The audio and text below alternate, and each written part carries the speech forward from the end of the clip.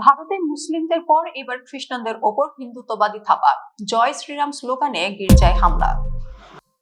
মুসলিমদের পর এবার হিন্দুত্ববাদীদের বিষাক্ত থাবা থেকে রেহাই পাচ্ছে না খ্রিস্টানরাও।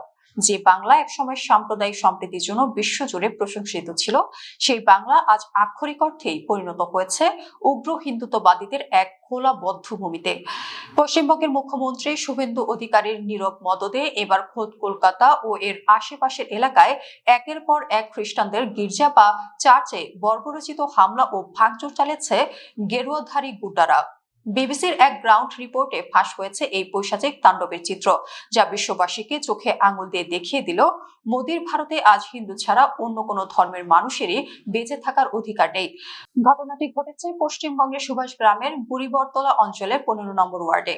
একটি নির্মীয়মান চার্চকে লক্ষ্য করে গত রবিবার দুপুরবেলা একদল উগ্র হিন্দুত্ববাদী গুন্ডা অতর্কিত হামলা চালায়। ভিডিওতে স্পষ্ট দেখা যায় এই উন্মত্ত জনতা জয় শ্রীরাম স্লোগান দিতে দিতে চার্চের ভেতরে ঢুকে পড়ে এবং ব্যাপক ভাঙচুর চালায়। সবচেয়ে ভয়ঙ্কর বিষয় হলো তারা চার্চের ছাদে উঠে পবিত্র ক্রুশ বা ক্রসগুলো ভেঙে টুকরো টুকরো করে নিচে ফেলে দেয়। স্থানীয় খ্রিস্টান সম্প্রদায়ের এক নারী কাঁদতে কাঁদতে বিবিসিকে বলেন, ক্রস মানে আমাদের ঈশ্বর, আমাদের আত্মা। আমাদের চোখের সামনে তারা আমাদের আত্মায় হাত দিয়েছে। আমরা তাদের পায়ে ধরেছিলাম, কিন্তু তারা শোনেনি।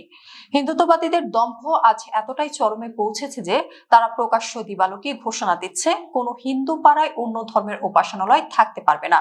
তারা খ্রিস্টান পরিবারগুলোর নামের তালিকা চেয়েছে এবং হুমকি দিয়েছে যে এই এলাকায় তাদের জল, বিদ্যুৎ এবং অন্যান্য সুবিধা বন্ধ করে দেওয়া হবে। উগ্র হিন্দুত্ববাদী সংগঠন হিন্দু জাগরণ মঞ্চ এর কর্মীরা এই নগ্ন হামলার সঙ্গে জড়িত বলে অভিযোগ উঠেছে।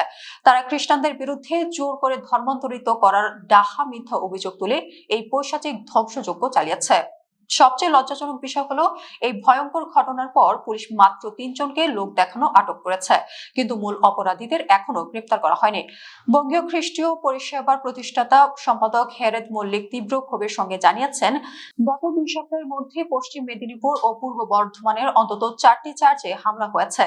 তিনি এই নজিরবিহীন ঘটনার পর মুখ্যমন্ত্রী শুভেন্দু অধিকারীর হস্তক্ষেপ আশা করেছিলেন, কিন্তু শুভেন্দু অধিকারীর এই হিন্দুত্ববাদী গুন্ডাদের বিরুদ্ধে কোনো ব্যবস্থা না নিয়ে বরং নিজের নীরবতার মাধ্যমে এই ধ্বংসযজ্ঞকে পরোক্ষভাবে মদত দিয়ে যাচ্ছেন।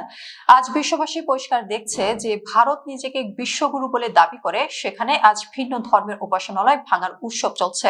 মুসলিমদের পর এবার খ্রিস্টানদের টার্গেট করে হিন্দুত্ববাদীরা প্রমাণ করে দিল তাদের আসল ধর্মই হলো উগ্রবাদ বা গুন্ডামি। মোদীর এই হিন্দুত্ববাদী আস্ফলন আর বর্ণবাদী একদিন ভারতকে ভেতর থেকে টুকরো টুকরো করে দেবে। তা আজ আর কোনো জল্পনা নয়, বরং চরম বাস্তব।